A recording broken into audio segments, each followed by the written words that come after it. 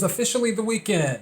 I am your host, KC Phoenix, and welcome to Keeping It Real with KC. So this is the weekend episode. I had told you guys that I was only doing one episode this weekend, which would be a sports episode. And I will be honest with you, I was going through all of these sports articles, and I was just like, boring, boring, boring, boring, boring, and more boring. And then I was just like, okay, let me just keep scrolling. I know I will find something. And then I did find something. But first, I have to take a sip of my tea. Okay. So, I did find something, and I was like, wow. And I hadn't heard about this, which, due to everything that's going on in the world right now, it's not shocking that I haven't heard about this. And probably other people haven't heard about this either. But before I get into this particular article, I have to do the social media stuff and get that out the way. KIRWKC.com, main podcasting platform, KIRWKC. If you are on Twitter, on Instagram, Facebook.com/KIRWKC. If you are watching this on YouTube or Daily Motion, don't forget to hit the subscribe button, followed by the notification bell for YouTube. All right. So this sports story is crazy. And I'm still trying to process this. And according to this came out like 3 hours ago. So this was on sportingnews.com for those who want a reference or whatever. So, Jets players concerned about hidden locker room cameras. And then it follows with a quote, "I'm pissed." And it was written by Jordan Heck. Okay. So, Jets players expressed their concerns to the NFL Players Association regarding hidden locker room cameras at team facilities, according to a report from the New York Daily News. The report says players noticed what appeared to be surveillance equipment hidden in smoke detectors in the Jets locker room. In recent weeks, players on the team alerted their findings to the NFLPA and to the NFL, and the NFLPA forwarded those concerns to the NFL in late October. Sources told the New York Daily News that the NFL claimed the cameras have been there since 2008 and concluded players were aware of the cameras and that the cameras weren't violating any rules. I don't know about that, but I'll keep on reading. As a result, no further action is required by the Jets, sources told the news. Okay, hold on. There's more. More importantly, league sources told the Daily News that the league concluded that the players were aware of the cameras. However, if that was the case, then why did the players feel the need to alert the NFLPA? Also, the Daily News spoke with former and current players who said they were not aware of the cameras. "I'm pissed," a former Jets player told the Daily News. "That's our space. Why would you have a camera in there? That's BS." But of course, he said the word.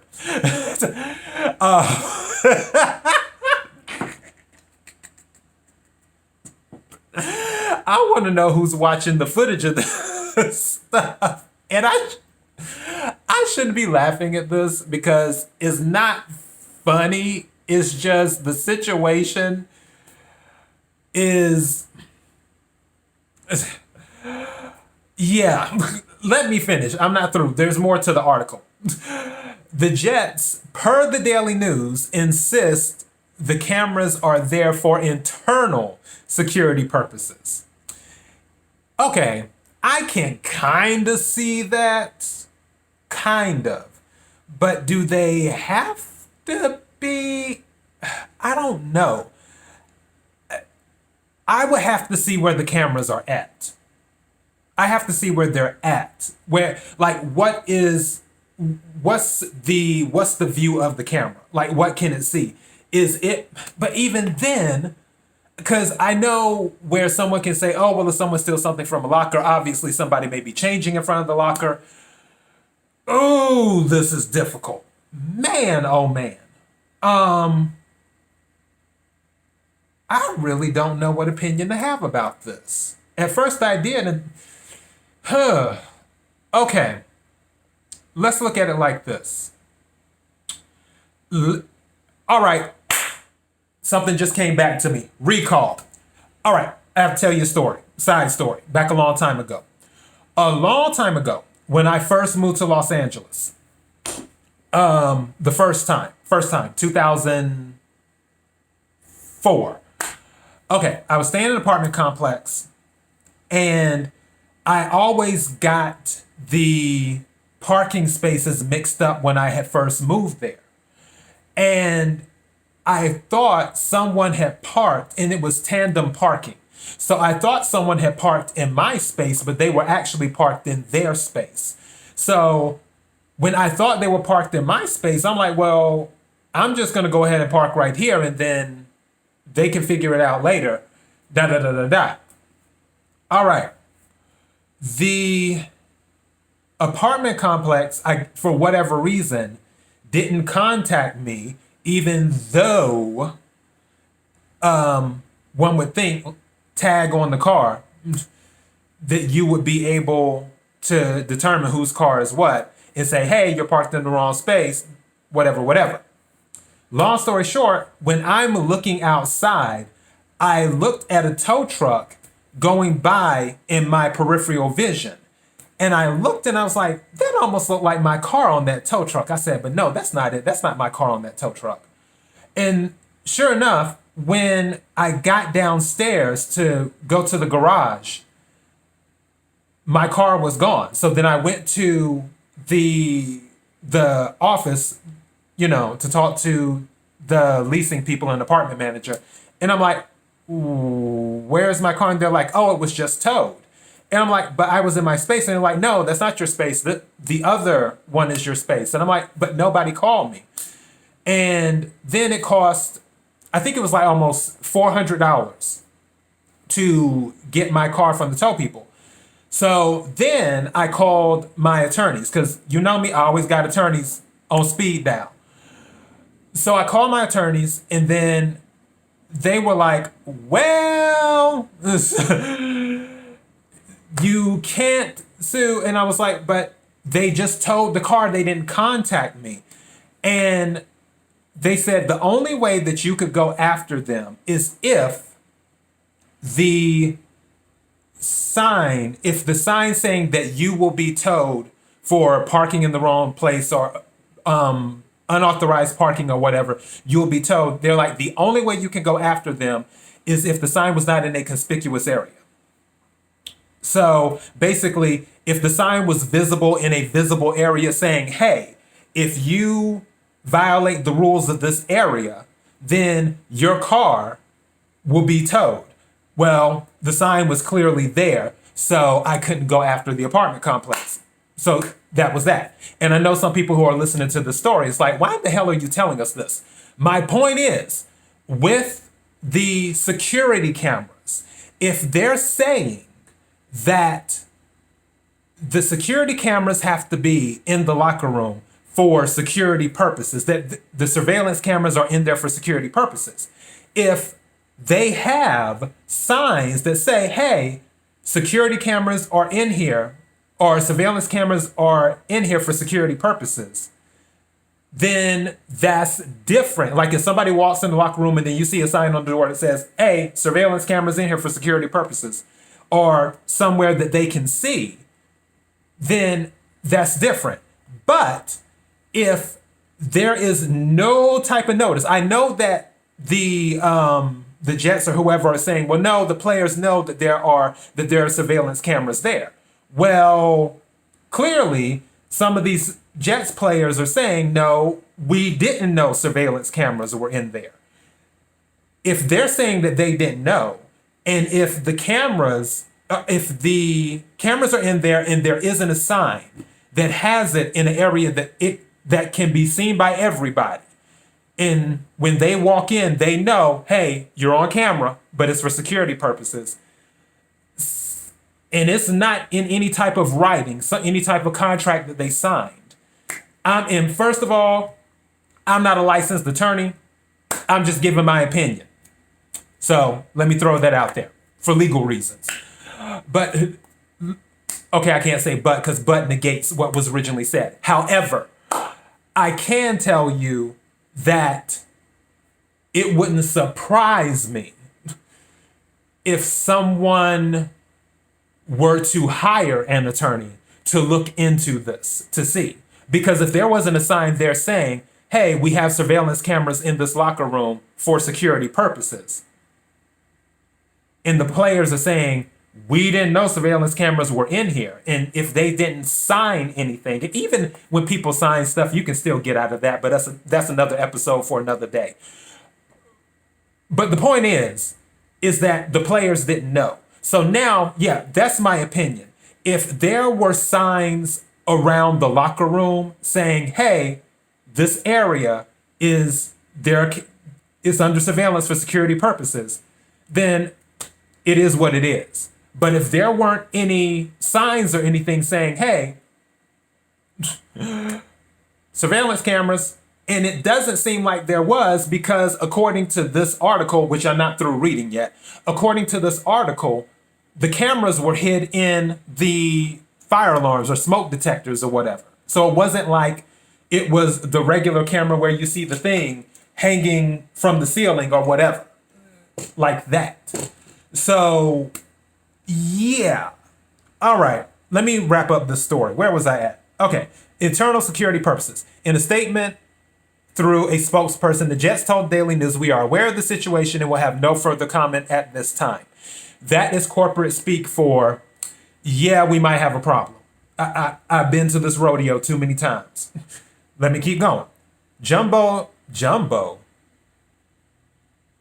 Elliott, who played on the Jets from 1996 to 2000 and again in 2002, responded to the Daily News story by saying the team did this when he was there as well. They did this back when I played too. Alarming. Elliott wasn't the only one with a strong reaction to this report. This crosses so many lines and needs to be addressed by the NFLPA and NFL. Not only is it a violation of privacy, a locker room where players change, but it compromises the theory that the locker room belongs to the players in their sanctuary. And that was a tweet from Omar Kelly on November the 7th. Okay, so today, that was a tweet today. Pro Football Talk was also able to confirm some of the Daily News' reports. PFT confirmed that NFLPA received complaints from Jets players, and the union is contemplating the appropriate action to take in response to the discovery. From PFT, multiple sources with knowledge of the situation tells PFT that the Jets view the cameras as serving a legitimate security purpose aimed at protecting the players. The cameras aren't monitored. Now, let me finish reading this, but we are.